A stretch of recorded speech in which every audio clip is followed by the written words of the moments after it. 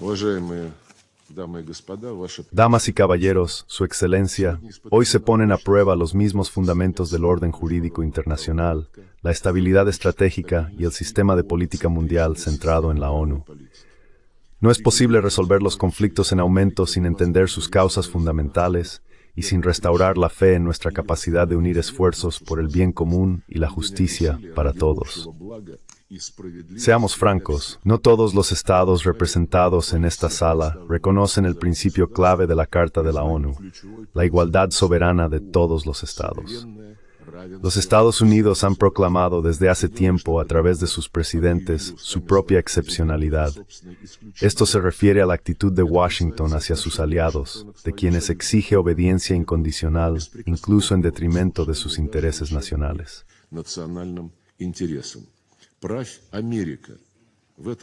Gobierna América.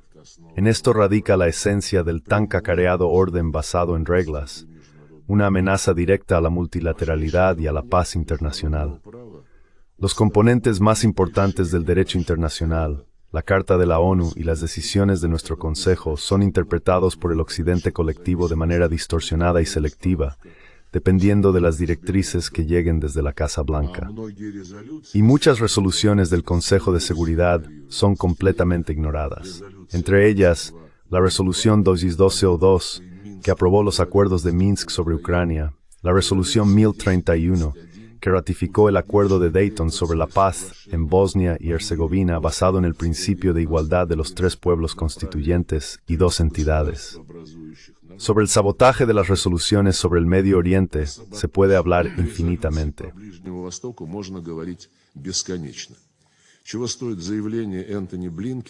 ¿Qué vale la declaración de Antony Blinken en una entrevista con CNN en febrero de 2021, en respuesta a una pregunta sobre la decisión de la administración anterior de los Estados Unidos de reconocer la pertenencia de los Altos del Golán sirios a Israel?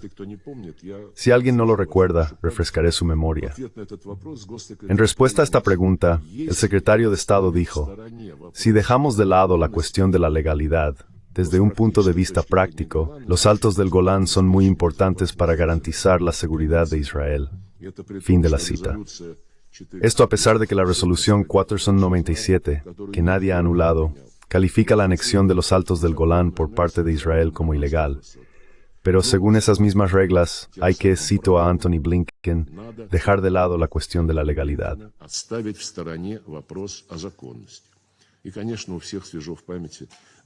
Y por supuesto todos recuerdan la declaración del representante permanente de los Estados Unidos de que las resoluciones adoptadas el 25 de marzo 2728 sobre el cese inmediato de las hostilidades en la Franja de Gaza no tienen carácter jurídicamente vinculante.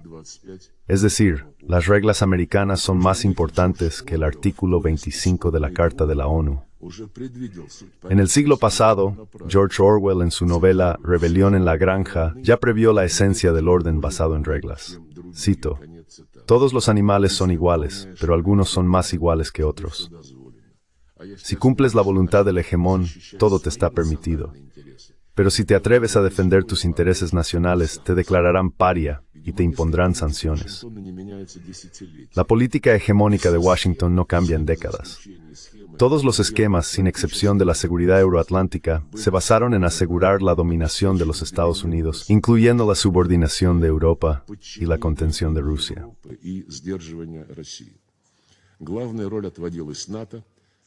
El papel principal fue asignado a la OTAN, que finalmente se apoderó de la Unión Europea creada para los europeos, privatizó descaradamente las estructuras de la OSCE en una violación flagrante del Acta Final de Helsinki.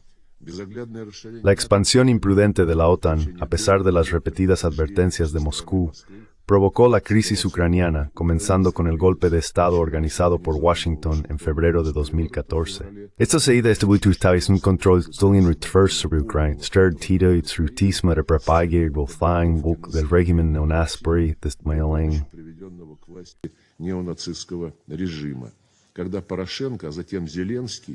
Cuando Poroshenko y luego Zelensky llevaron a cabo una guerra contra sus propios ciudadanos en Donbass, destruyeron legalmente la educación rusa, la cultura rusa, los medios de comunicación rusos y, en general, el idioma ruso. Prohibieron la Iglesia Ortodoxa ucraniana. Nadie exigió a sus protegidos en Kiev que mantuvieran las apariencias, que no violaran las convenciones internacionales sobre los derechos de las minorías nacionales, así como la propia Constitución de Ucrania, que exige respetar estos derechos. Precisamente para eliminar las amenazas a la seguridad de Rusia y proteger a las personas que se sienten parte de la cultura rusa y viven en tierras que durante siglos fueron habitadas por sus antepasados, para salvarlas de la exterminación legal y física, se inició una operación militar especial.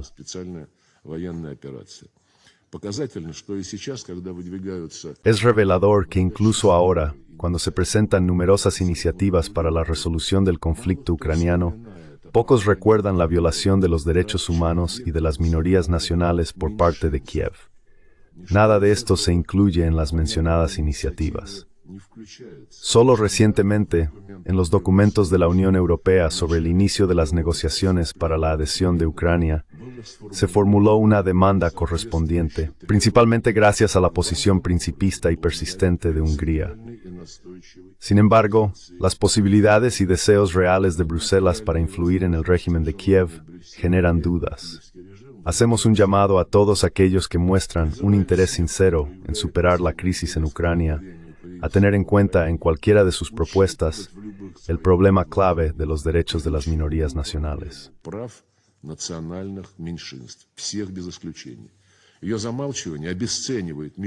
A todos sin excepción.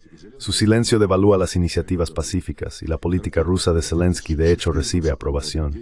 Es característico que en 2014 Zelensky dijera, cito, «Si en el este de Ucrania y en Crimea la gente quiere hablar ruso, déjenlos en paz. Legalmente, permítanles hablar ruso. El idioma nunca dividirá a nuestro país natal». Desde entonces, Washington lo ha reeducado con éxito. Y ya en 2021, Zelensky, en una de las entrevistas, exigía a aquellos que se sienten parte de la cultura rusa que se fueran a Rusia por el futuro de sus hijos y nietos.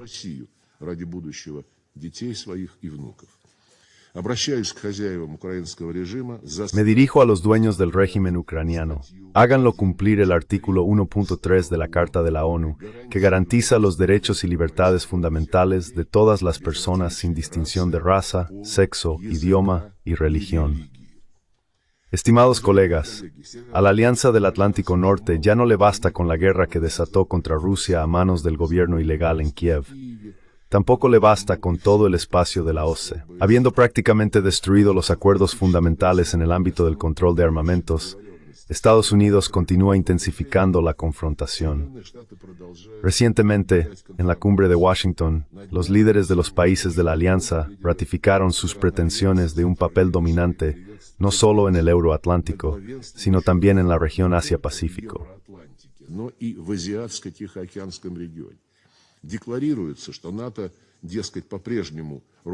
Se declara que la OTAN sigue guiándose por la tarea de proteger el territorio y a sus miembros. Pero para ello es necesario extender el dominio de la alianza a todo el continente euroasiático y las áreas marítimas adyacentes. La infraestructura militar de la OTAN avanza hacia la región del Pacífico con el objetivo de socavar la arquitectura centrada en Asia, que durante décadas se ha construido sobre principios de igualdad, consideración de intereses mutuos y consenso. En lugar de los mecanismos inclusivos creados durante décadas, Estados Unidos y sus aliados están formando bloques cerrados y confrontacionales subordinados a ellos, como el AUKUS y otros cuartetos y tríos. Recientemente el subsecretario del Pentágono, Hicks, declaró que Estados Unidos y sus aliados deben prepararse para guerras prolongadas, y no solo en Europa.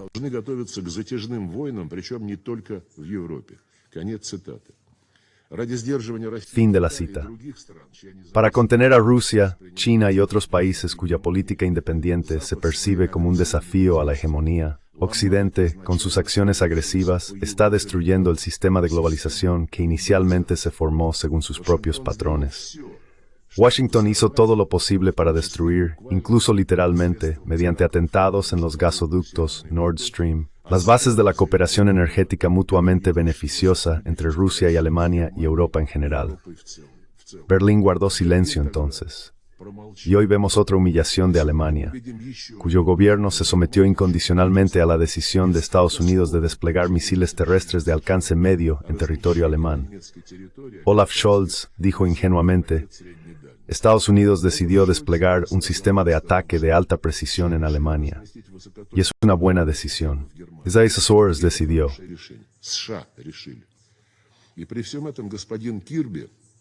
Y con todo esto, el señor Kirby, coordinador de asuntos mediáticos en Washington, en nombre del presidente de los Estados Unidos, declara, cito, «No buscamos la Tercera Guerra Mundial.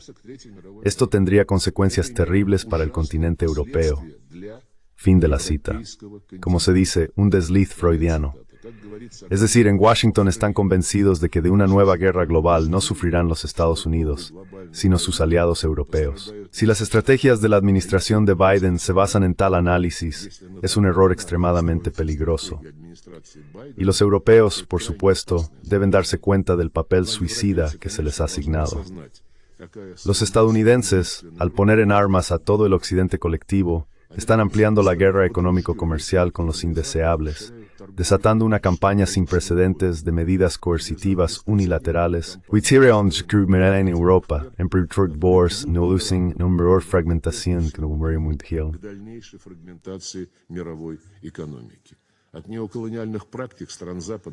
Las prácticas neocoloniales de los países occidentales afectan a los países del sur global en Asia, África y América Latina. Las sanciones ilegales, numerosas medidas proteccionistas y restricciones al acceso a tecnologías contradicen directamente el verdadero multilateralismo y crean serios obstáculos para alcanzar los objetivos de la Agenda de Desarrollo de la ONU. ¿Dónde están todos esos atributos del libre mercado a los que Estados Unidos y sus aliados han acostumbrado a todos durante tantos años? Economía de mercado, competencia leal, inviolabilidad de la propiedad, presunción de inocencia, libertad de movimiento de personas, bienes, capitales y servicios. Hoy todo esto ha sido enviado al desguace. La geopolítica ha enterrado las leyes del mercado que alguna vez fueron sagradas para Occidente.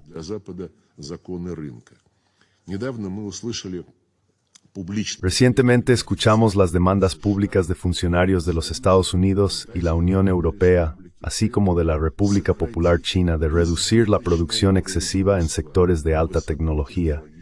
Esto se debe a que Occidente ha comenzado a perder sus ventajas de muchos años en estos campos.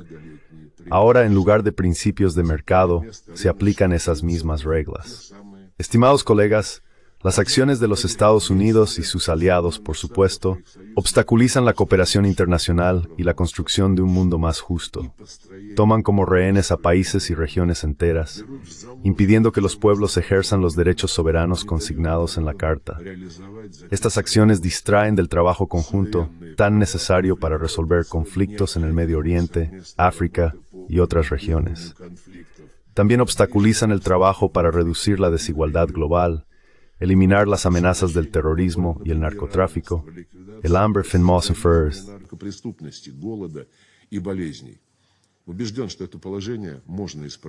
Estoy convencido de que esta situación se puede corregir, por supuesto, con buena voluntad.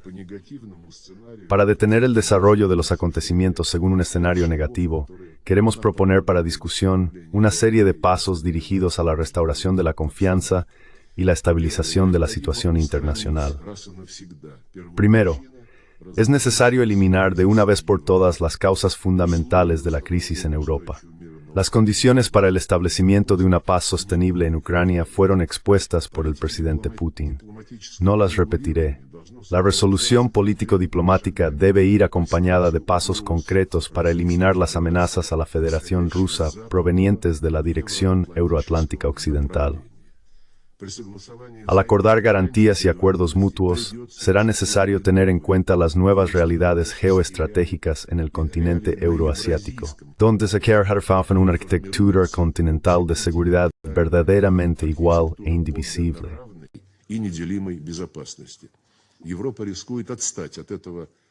Europa corre el riesgo de quedarse atrás en este proceso histórico objetivo. estamos dispuestos a buscar un equilibrio de intereses. En segundo lugar, la restauración del equilibrio regional y global de poder debe ir acompañada de esfuerzos activos para eliminar la injusticia en la economía mundial. En un mundo multipolar, por definición, no debe haber monopolistas en la regulación monetaria y financiera, el comercio y la tecnología. Esta orden compartida por la abrumadora mayoría en embrace de la comunidad Ford. Es de particular importancia la pronta reforma de las instituciones de Bretton Woods y de la Organización Mundial del Comercio. En las TEA deben reflejar el peso del derecho ante desarrollos occidentales. En tercer lugar, deben producirse cambios cualitativos serios de force que embrace instituciones de gobernanza si queremos que trabajen en beneficio.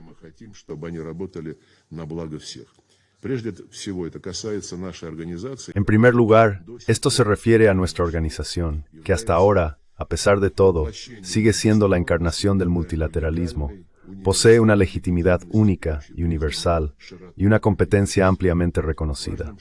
Un paso importante hacia la restauración de la eficacia de la ONU sería la reafirmación por parte de todos sus miembros de su compromiso con los principios de la Carta, no de manera selectiva, sino en toda su plenitud e interconexión. Podemos pensar juntos en qué forma podría tomar tal reafirmación. Un gran trabajo está siendo realizado por los grupos de amigos en defensa de la Carta de la ONU, formados por iniciativa de Venezuela. Invitamos a todos los países que mantienen la fe en la primacía del derecho internacional a unirse a su trabajo.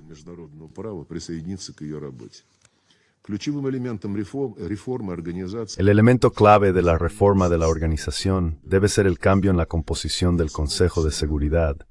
Sin embargo, esto por sí solo no ayudará a establecer un trabajo productivo si no hay un acuerdo básico sobre los métodos de operación entre los miembros permanentes. No obstante, esta consideración no elimina la necesidad de corregir los desequilibrios geográficos y geopolíticos en el Consejo de Seguridad, donde hoy en día están claramente sobrerepresentados los países del occidente colectivo. Un paso largamente esperado es lograr el consenso más amplio posible sobre los parámetros específicos de la reforma, destinada a fortalecer la representación de Asia, África y América Latina. También son necesarios cambios en la política de personal de la Secretaría para eliminar la preponderancia de ciudadanos y súbditos de países occidentales en las estructuras administrativas de la organización.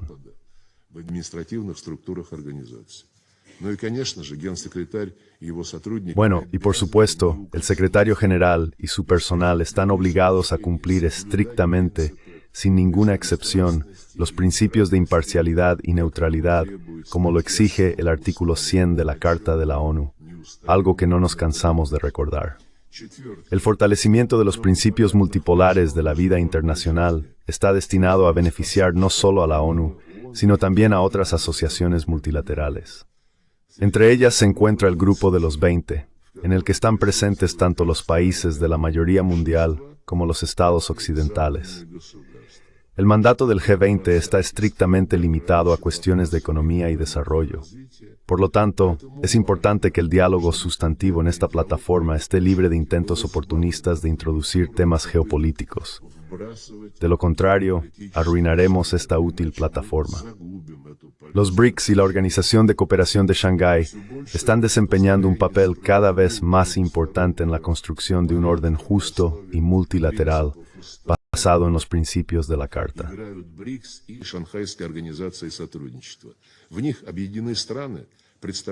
En ellos se agrupan países que representan diversas regiones y civilizaciones, cooperando sobre la base de la igualdad, el respeto mutuo, el consenso y los compromisos mutuamente aceptables. Esto lo llamaría el estándar de oro de la interacción multilateral con la participación de grandes potencias. La importancia práctica para el establecimiento de la multipolaridad la tienen asociaciones regionales como la Comunidad de Estados Independientes, la Organización del Tratado de Seguridad Colectiva, la Unión Económica Euroasiática, la ASEAN, el Consejo de Cooperación de los Estados Árabes del Golfo, la Liga de Estados Árabes, la Unión Africana, la CELAC. Consideramos una tarea importante establecer vínculos multifacéticos entre ellos, incluyendo el aprovechamiento del potencial de la ONU. La presidencia rusa en el Consejo dedicará una de las próximas sesiones a la interacción de la ONU con las organizaciones regionales euroasiáticas.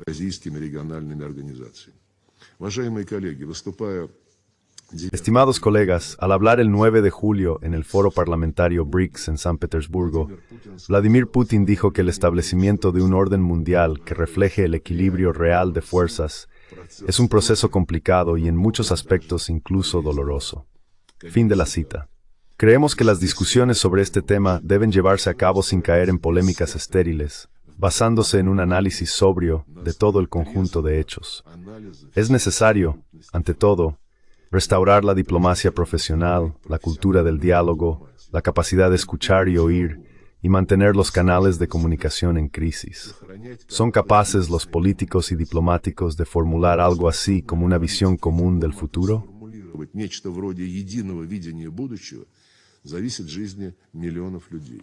Las vidas de millones de personas dependen de esto. Si nuestro mundo será diverso y justo, depende de nosotros, de los países miembros. Hay un punto de apoyo, es la carta de nuestra organización. Lo subrayo una vez más. Si todos, sin excepción, siguen su espíritu y letra, las Naciones Unidas podrán superar las diferencias actuales y llegar a un consenso en la mayoría de las cuestiones. El fin de la historia no ha llegado. Trabajemos juntos en interés del comienzo de una historia de verdadera multilateralidad que refleje toda la riqueza de la diversidad cultural y civilizacional de los pueblos del mundo. Invitamos a la discusión. Por supuesto, debe ser solo honesta. Разумеется, она должна быть только честной.